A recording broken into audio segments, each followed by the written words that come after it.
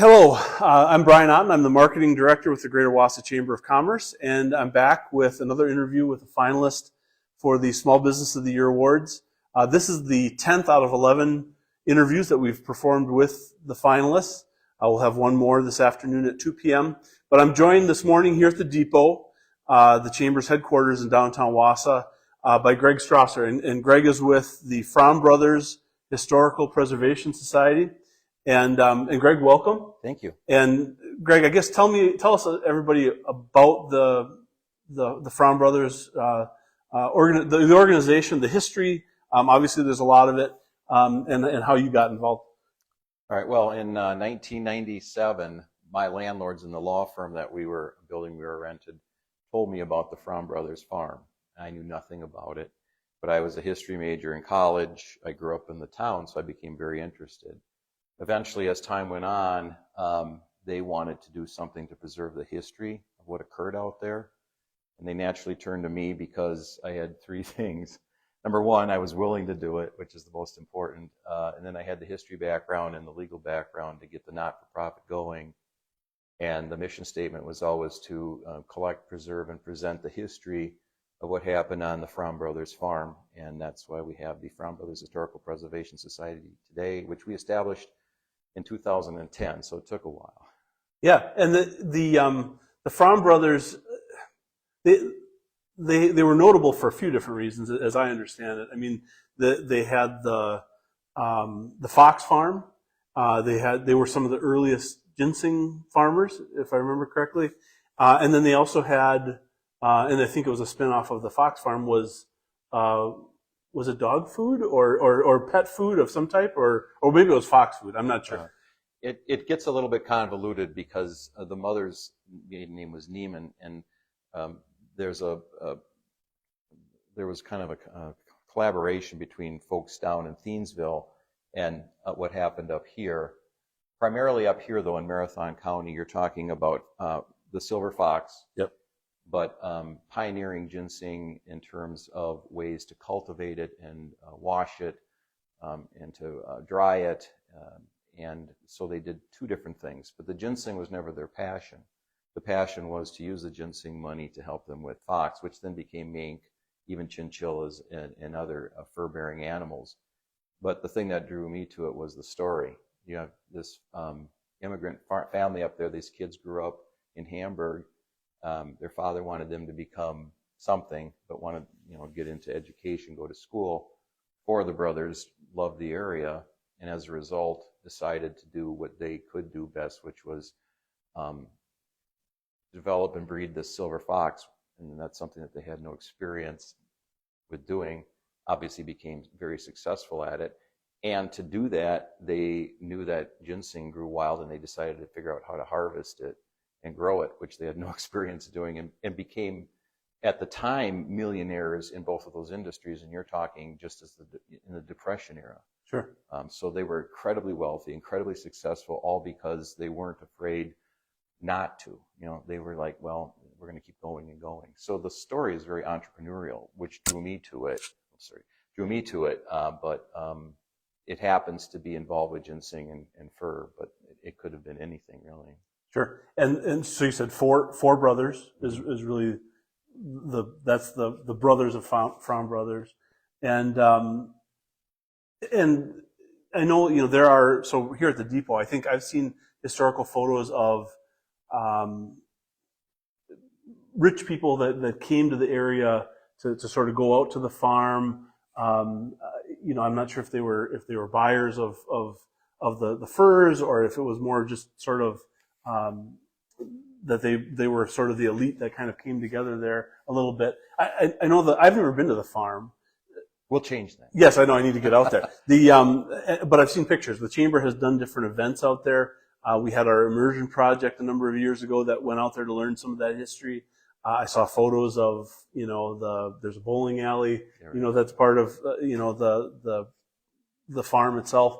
I guess tell us about tell us the people that are out there that are curious about the farm. How can they visit? Are there open hours, things like that? So we're the farm itself is now owned by a descendant of the Fromms. So his name is Tom Neiman, and he's been incredibly instrumental in allowing us to do what we're doing out there.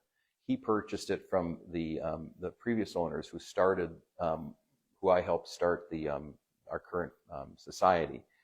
And what he allows us to do is to use the property for fundraising events, but we also have free tours.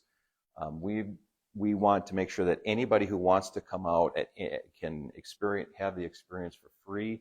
It's Saturdays. We have one Saturday a month in May, June, July, August, and September where it's free. You just come out during the morning or afternoon when we're having the tours.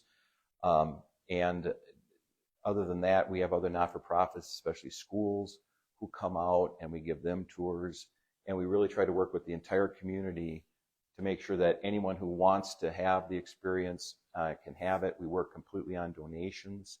We don't, we sell some T-shirts and things of that sort, but primarily it's our board is our work staff, and we do everything. When we buy tour signs or make tour displays, it's all based on donation. So anybody who can go to our website, Fromm Bros Historical Preservation Society, see when we're having a tour, come on out and get the experience for free on a Saturday. It's a nice Saturday activity. I need to do that. Yeah. The Small Business of the Year Awards requires businesses, nonprofits, to go through an application process. When you went through that application process, was there anything that jumped out? I mean, you've already talked a little bit about the where you started, where you are now, as far as the organization. Was there anything that jumped out in that process to you, though? It did, having been a business owner in the past myself, how our struggles are the same as even for-profits, which is how do you get an interested, dedicated group of people to present something that has quality. And we don't require a great deal of money because, like I said, we work on donations. But every year, our board is comprised primarily of people from that area or who have a very specific interest. It's harder and harder to find people like that. The younger generation doesn't find the same interest or value in the information sometimes.